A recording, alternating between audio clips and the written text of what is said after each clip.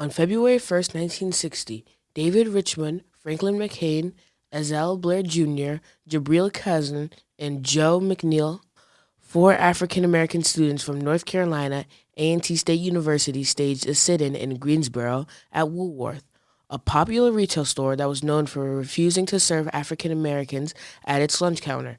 Not long after their protest sit-ins began occurring across the South, including North Carolina cities of Charlotte, Durham, and Winston-Salem, these young men came to be known as the Greensboro Four. In 1954, the United States Supreme Court ruled in Brown versus Board of Education of Topeka that state laws establishing separate public schools for black and white students denied black children equal educational opportunities were unconstitutional.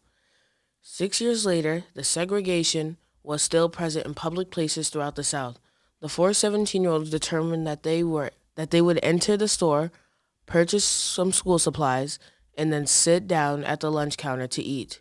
They would argue that if the store would take their money for school supplies, then they should serve them at the lunch counter.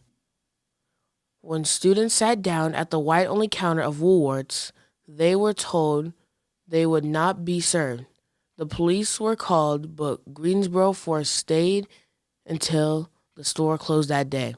The following day, 12 African Americans sat at the counter, and the protest grew. By February 7th, the city was filled with thousands of demonstrators for and against segregation. Bomb threats were received. Counter-protesters opposing racial integration flung insults and water balloons at those demonstrating against segregation. The Greensboro Four remained calm, could be seen sitting at a table in Woolworth's dining area, reading Goethe and textbooks. As a result of physical violence did not become a part of the protest. On July 26, 5.5 months later, after the sit-in began, local businesses agreed to serve African Americans alongside their white patrons. The Greensboro Four led the way for desegregation in North Carolina.